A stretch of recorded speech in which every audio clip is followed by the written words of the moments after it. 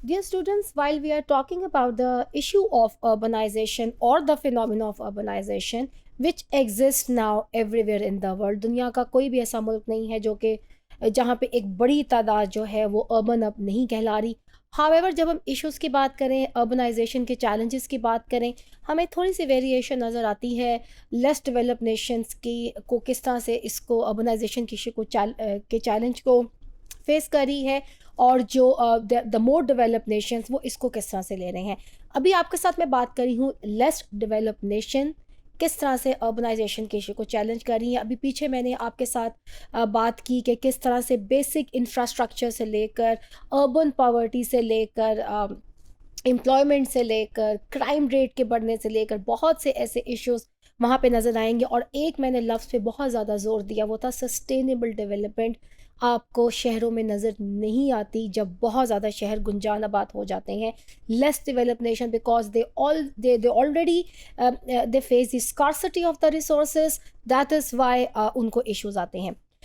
जहाँ तक बात है लेस डेवलप नेशंस और अर्बनाइजेशन के ताल्लुक, एक और बड़ा जो लेस डेवलप नेशंस का नज़र आता है वो है आपकी out migration from the rural areas.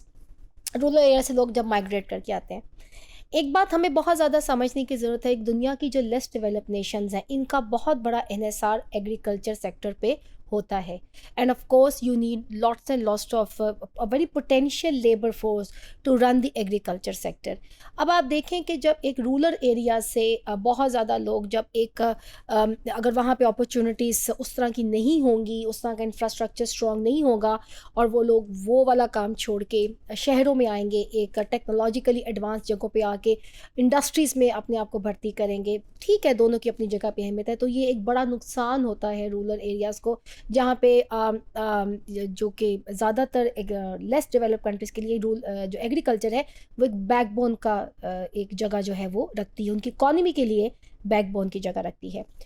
तो अगर बात की जाए आउट माइग्रेशन की फ्रॉम रूरल एरियाज की, the country of the region it can suffer from the selective loss of its young adults, especially because emigrants often are the best educated and perhaps the most ambitious.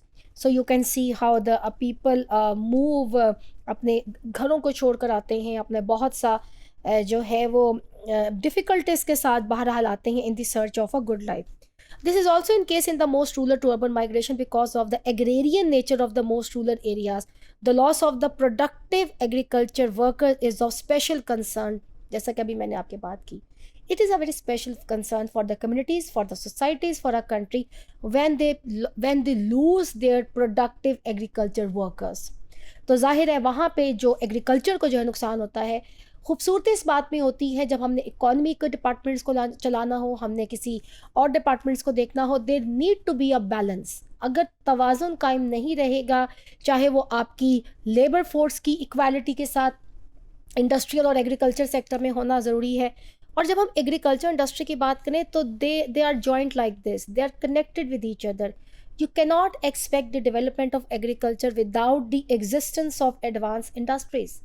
Similarly, you cannot expect the development of industrial sector without the existence of smart technologically advanced agriculture sector. तो ये एक बड़ा एक loss है जो हमें नज़र आता है. पॉजिटिव साइड भी इसकी अगर हम देखें तो migrants through the urban areas they often remain in the contact and send remittance back to their families और विलेजेस.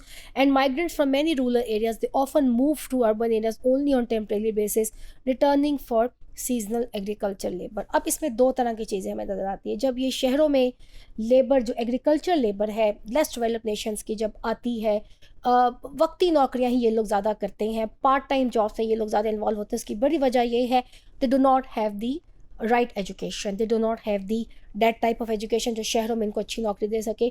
उसकी वजह से बहरहाल जो भी ये अर्न करते हैं ये फिर अपने घरों में वापस भेजते हैं. थोड़ा बहुत इनके घरों के हालात बेहतर होते हैं. और एक और चीज़ भी इसमें नज़र आती है कि समटाइम्स सीजन में when there is a agriculture season they even can go back to their अपने एरियाज़ में and they take part in the agriculture activities. बहरहाल जब when agriculture productivity suffer from out migration, the negative impact of those remaining in the rural areas is only partially compensated by the remittance sent back by the migrants. Leaving your own house, leaving your children behind, leaving your own occupation is not at all easy. It does leave a bad impact because शहरों में the cost of living is very high. So the when we talk इस पे तो बहुत detail में बात हो सकती है, social perspective में बात हो सकती है, psychological perspective में बात हो सकती है. When for the sake of earning, people leave their houses and they go to the urban areas, they leave their families and children and parents back. Though they compensate them while sending them money, but that compensation is not enough when it comes to the social issues the women face, the children face, the psychological impact the children may have in the absence of a father. हमारे less developed country में father is a earning hand, तो वो भी एक बड़ा एक issue जो है वो नज़र आता है. Moreover, many who do migrate and who maintain contact with the home tend to become a successful elite from the village perspective. Village perspective के point of view से जो migrate भी कर जाता है, पीछे contact भी रखता है, who is sending money, तो वो village perspective में ऐसा इंसान कामयाब भी कहलाता है. बहरहाल फाइनेंशियल सपोर्ट जो है ये एक बड़ा वजह है जो जिसकी वजह से लोग अपनी माइग्रेट करते हैं, अपने शहरों को, अपने छोटी जगहों को छोड़ कर शहरों की तरफ जाते हैं. लेकिन जो लेस डेवलप्ड नेशंस हैं, बहरहाल उनको बड़े चैलेंजेस का सामना करना पड़ता है इस के माइग्रेंट्स को केटर करने में. और ये माइग्रेंट्स वहाँ पे ज़्यादा लेबर ही करते नज़र आएंगे जो रूरल एरिया से शहरों में जाते हैं without education and without having any technical degree in their hands.